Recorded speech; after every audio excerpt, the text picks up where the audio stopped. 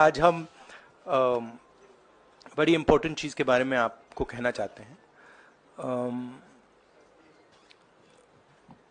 पहली बार हमने नोट किया कि चुनाव के समय प्रधानमंत्री ने, होम मिनिस्टर ने और फाइनेंस मिनिस्टर ने स्टॉक मार्केट पर टिप्पणी दी। प्रधानमंत्री ने 2-3 बार 4 बार देश को कहा कि स्टॉक मार्केट तेजी से आगे बढ़ने जा रही है। होम मिनिस्टर ने सीधा कहा कि 4 जून को स्टॉक मार्केट आसमान में जाएगी, लोगों को खरीदना चाहिए। और यही मैसेज फाइनेंस मिनिस्टर ने दिया।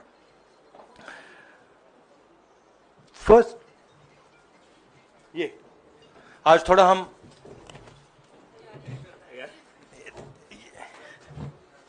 तो ये क्रोनोलॉजी है। अमित शाह कहते हैं बाय शेयर्स बिफोर 4 जून। 19 में नरेंद्र मोदी जी कहते हैं stock market will break records on June 4। फिर 28 मई को रिपीट करते हैं। 1 जून मीडिया झूठे एग्जिट पोल रिलीज करती है। बीजेपी का ऑफिशियल जो इंटरनल सर्वे था वो उनको 220 सीट दे रहा था। तो ये इंफॉर्मेशन बीजेपी के लीडर्स के पास था। इंटेलिजेंस एजेंसीज ने 200 और 220 के बीच में सरकार को बताया था कि उनकी सीट्स आ रही हैं। 3 जून को स्टॉक मार्केट सारे रिकॉर्ड तोड़ देता है और 4 जून को खटाक से स्टॉक मार्केट अंडरग्राउंड चला जाता है। अगला स्लाइड दिखाइए जरा। ये देखिए 31 मई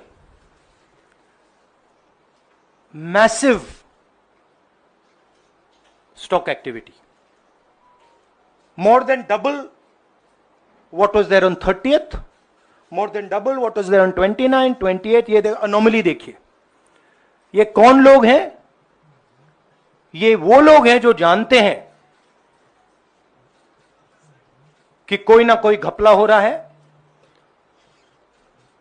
हजारों करोड़ रुपए यहां पे इन्वेस्ट हुए हैं, फॉरेन इन्वेस्टर्स ने इन्वेस्ट किए हैं। और उसके बाद 30 लाख करोड़ रुपए का लॉस होता है। किसका लॉस होता है? रिटेल इन्वेस्टर्स का लॉस होता है। तो ये जो आप देख रहे हैं हिंदुस्तान की स्टॉक मार्केट की हिस्ट्री का सबसे बड़ा स्कैम है। और इसके बारे में हम कुछ सवाल पूछना चाहते हैं। पहला सवाल, why did PM and HM give specific investment advice to the 5 crore families investing in the stock market? Is it their job to give investment advice? Second, why both interviews were given to the same media house owned by the same business group which is also under SEBI investigation for manipulating stock market?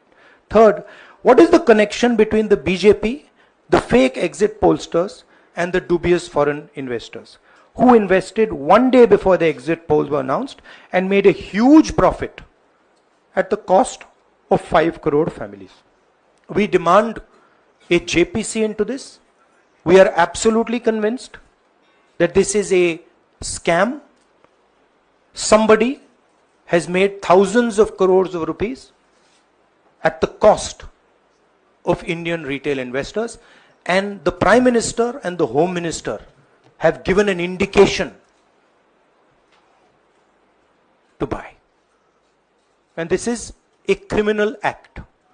So we demand today a joint parliamentary committee to investigate this. मैं हिंदी में बोल देता हूं, प्रधानमंत्री ने देश की जनता को इन्वेस्टमेंट एडवाइस क्यों दी और 5 करोड़ परिवारों को जो इन्वेस्ट करते हैं उनको प्रधानमंत्री ने, होम मिनिस्टर ने स्टॉक खरीदने का आदेश क्यों दिया। दूसरा, दोनों इंटरव्यूज जो किए गए थे वो अदानी जी के जो चैनल्स हैं उनको दिए गए थे, उन पर सेबी का इन्वेस्टिगेशन हो रहा है, तो उन चैनल्स का क्या रोल है। और बीजेपी के बीच में जो फेक एग्जिट पोलस्टर्स हैं और ये जो फॉरेन इन्वेस्टर्स हैं, इनके बीच में क्या कोई रिश्ता है, और अगर रिश्ता है तो क्या है। हम जेपीसी चाहते हैं, हम इन्वेस्टिगेशन चाहते हैं और देश इसकी सच्चाई जानना चाहता है। धन्यवाद। शुक्रिया राहुल जी।